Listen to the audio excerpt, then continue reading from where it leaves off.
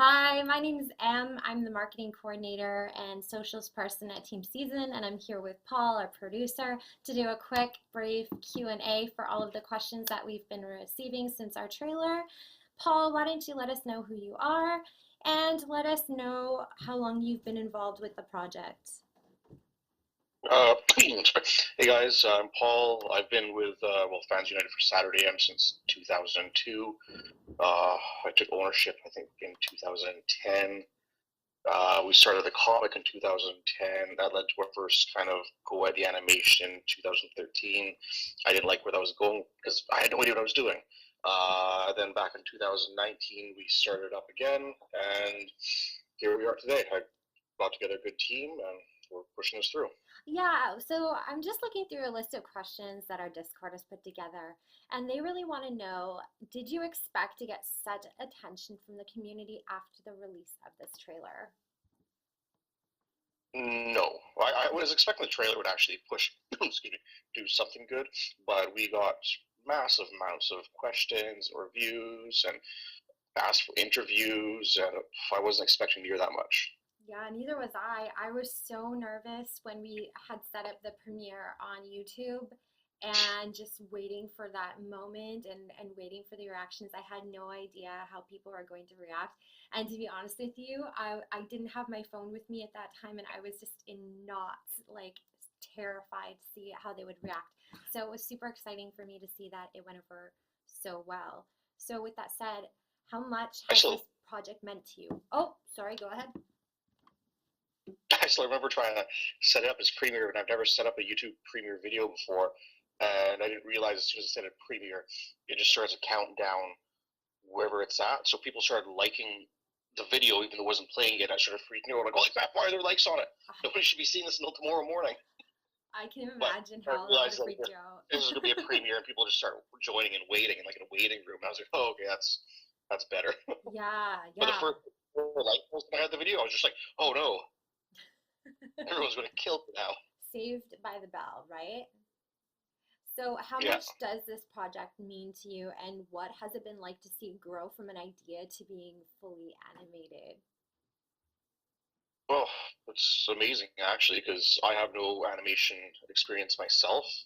Just had to get together a team that kind of did, and going from the comic, which was doing pretty good and still is doing pretty good, to animation is quite the jump in knowledge. There was a lot of stuff I had to teach myself. I had to learn.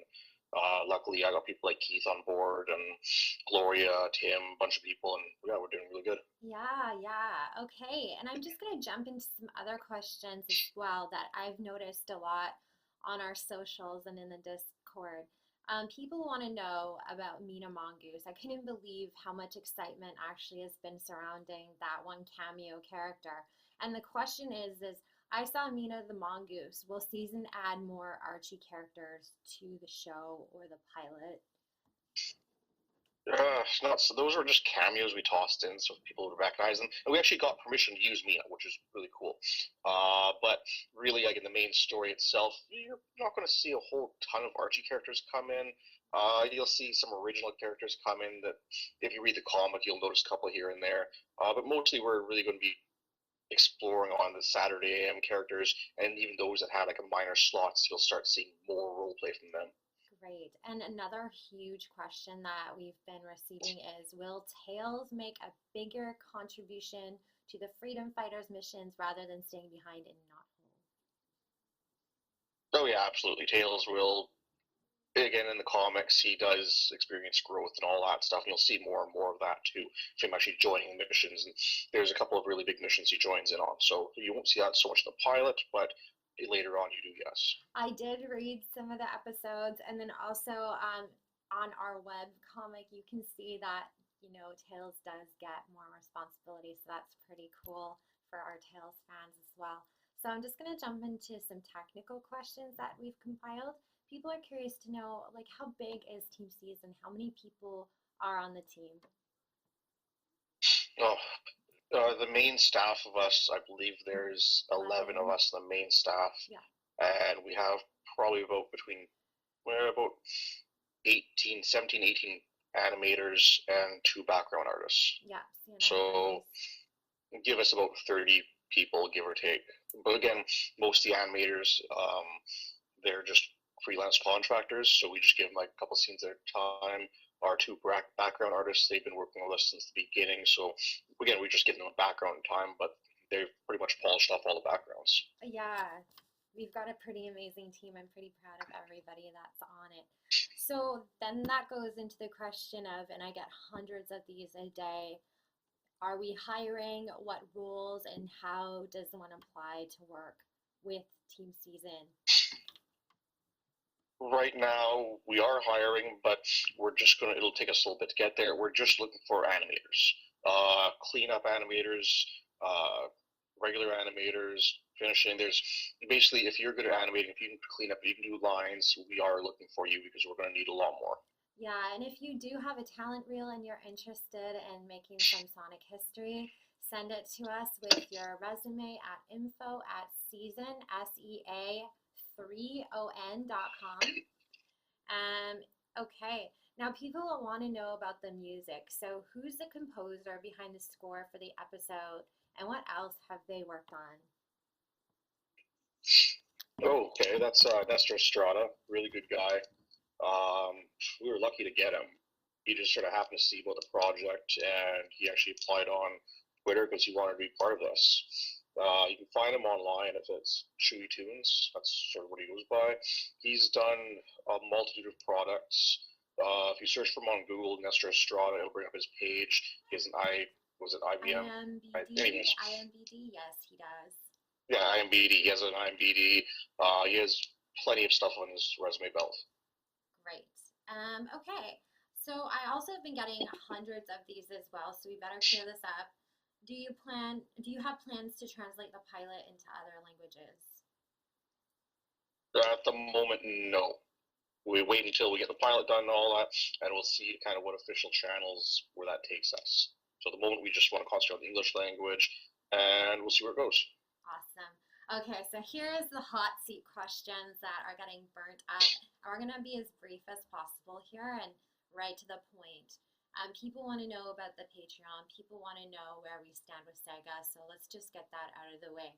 So, does Sea3on make any profit at all from the Patreon?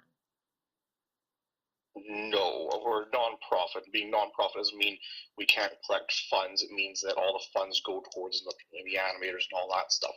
There's no commercialization over the animation at the end of the day. There's nothing like that. A good chunk of us haven't even made a penny. In fact, I've spent money on this. Lost so much money on this. Made much money on it. Most of us are working for free pro bono.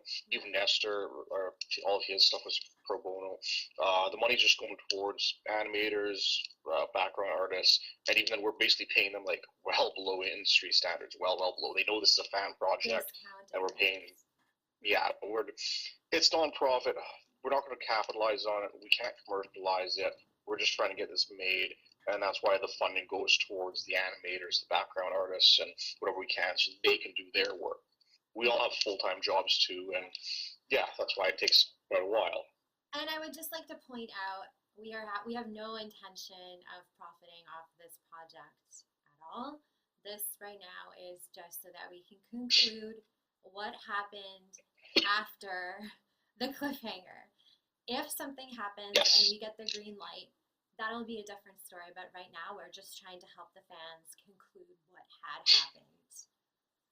Okay, so do the Patreon members or patrons get any special benefits? So why should they join our movement? Well, being a Patreon, you do get updates before the public sees them. For example, they had a lot of background pictures and animation pictures posted on there, which you'll see the process, like, okay, I'll post a small video of, okay, here's just the lines, the animation, or here's the beginning of, say, Carlos working on his background or something like that. You get to see sort of the progress from nothing to the final animation. Yeah, so they got everything first, and not just like a little bit first, like right away. You get it from scratch to finish before anybody in the public gets to see it. You also have a connection right to us, so if you comment on something, somebody from the team is going to be able to respond to you in a personalized manner, rather than on a social where you may get a like or a wink face. you get direct access to us, and you're also a member of the team. So if you're in a top tier, you actually become a producer of the show, and you'll have your name in the credit reel. Is that right? Yeah. Yeah, see, the top tier will give those guys Patreon producer credits. They'll be mentioned in the show with the final credit scenes. And yeah, your name will be out there. Perfect. But there are people that aren't able to support us through the Patreon. Are there other ways that people can help us with this project? Spread the word as much as you can. That's basically all I can say is, post on Twitter, your own Twitter, post wherever you want, spread the word about us. The more publicity we get, the better.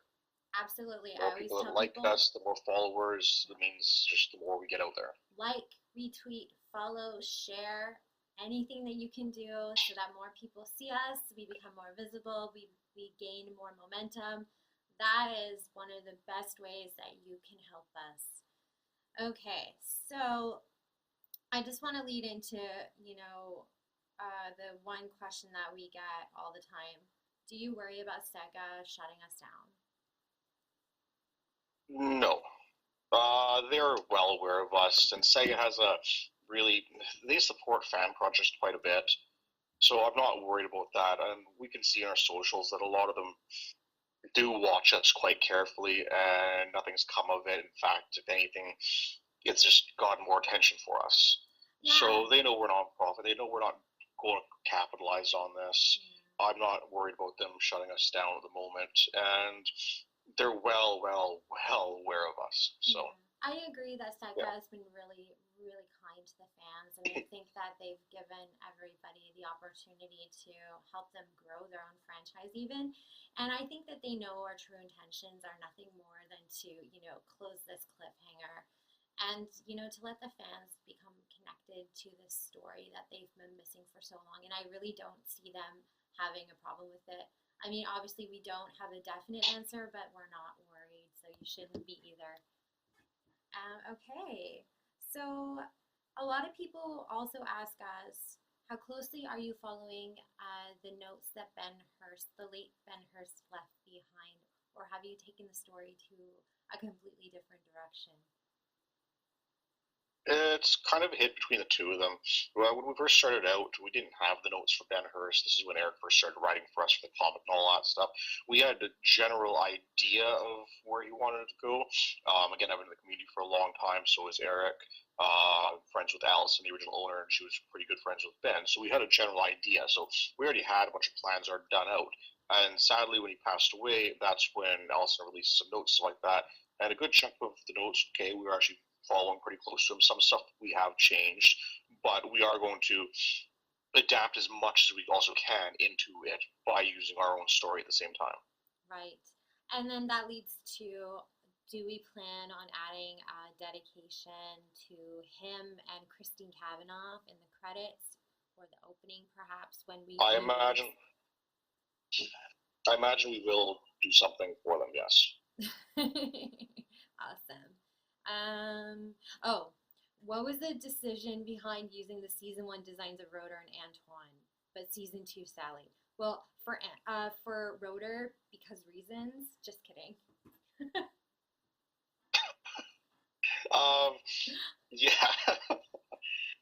We kind of took executive privilege there and kind of took the best of what we thought were the designs. Obviously, season 1 Rotor, we kind of preferred season 1 Rotor for the design, plus the voice actor's going to show that out. Season 2 Sally with the vest was just a better design than Sally, so we decided on a third season we'll just take a combination of whatever worked better and make that into it. Yeah, I have to agree that I prefer Rotor season 1 a lot. Antoine, I can't really notice the difference. I know people are going to get mad at me for that. And I also agree that I prefer Sally with pupils and a jacket rather than the first design myself. So do you happen to know what other projects the teams have worked on before this? I think that Keith is a great person to highlight for this question. Oh, Keith, he's my animation director. He's helped us out Well, he wasn't with us from the start. He came in shortly afterwards when we were started to get into, okay, we actually need to know somebody who was animating. We had Glory at the time. She was still in college, and she was doing our storyboarding. We needed a professional insider. Keith stumbled across us, and he applied on Twitter and started talking to us. And originally, he was just going to be sort of a consultant, like, hey, you need to do this, you need to do that. And his role went from being a consultant to, oh, we needed to do color scripts. So he started doing a couple of color scripts, and we were trying to find and hire other people to do the color scripts for us. And we couldn't find anyone that was sort of talented enough at the time to do it. And Keith ended up finishing all like 30 or 35 color scripts by himself, or even maybe there were 60. There was a lot of them, and he ended up finishing them all. We didn't know he was working on every single one he did. Keith's been around the animation industry for a while. He's worked on The Amazing World of Gumball, Star Trek Vortex, and a bunch of other animated stuff. And currently he is lead animation in Montreal studio. I forget the studio's name, but he's doing quite a bit of work there. Yeah, actually, as a fellow Canuck, you and I are both from a remote part of the country. It kind of warms my heart to know that we have a Brit in Italy working for Canadian companies, and I just freaking love that. So Yeah, it is kind of funny. Keith is British, but he's in Italy right now, and he's working in a Montreal studio. So the joys of the internet. Yeah, and that's another thing that I really like about our team is that, you know, people are very concerned about how the North American pieces got more attention than maybe Fleetway in the UK or Sega Japan. But the fact is we have people from all different continents that have seen different pieces of the franchise, and I think that adds so much. What do we have? North America, Europe, and South America right now? Do we have Asia? I feel like we've got an animator in Asia. I think we might have one from somewhere in Asia. I can't quite remember. Or maybe Asia was the one continent where... No, Africa was the one continent we're missing out on. We have basically somebody from every single place right now. Except for Antarctica, but we're working on that. Well, yeah, that would be a little bit hard, but yes. We'll have to get a penguin from Ice Cap Zone to make a cameo. Well, I think that's all that we have for today, guys. But, you know, we really wanted to make this Q&A video to answer some of your burning questions and just say thank you so much for your support. We really have grown so rapidly since the trailer, and we look forward to growing with you. I don't know, Paul, what do you think? Oh, I just look forward to the future. We've grown a ton. Like, just look at our Patreon, how much that's growing, our Twitter, our YouTube, all the comments. I think a lot of people out there who kind of knew about us weren't following us that much. We're just sort of one of those side fan projects we put up. And then they saw the trailer, and that changed a lot of people's minds. I think going like, oh, hey, these people are actually seriously doing this. Right. Like, I think when I first started, I tried, Reddit and Sonic Stadium. It was kind of laughed out of the park. And now I've got people messaging me saying, wow, I didn't think much, but here we are. And you guys are actually really talented, and you guys really mean business. And yes, we do. We are really talented, and we really mean business. This is what we want to do. Yeah, no, I look forward to the future. I look forward to working with the community, because it's the only way this will happen is with the community. Yes. So we'll go from there. Yeah, so just a big shout out to the fans. I know that's so cliche, but it's so true. Like, the Sonic community can accomplish so many things. It's been proven time and time again that when the fans get involved, great things happen. And a big shout out to Sega too for watching from afar, but also supporting from afar. I can feel it. So thank you to Sega for always giving us the best IP to work with and the best character for 30 years. Awesome. Okay, guys. Ciao with you later.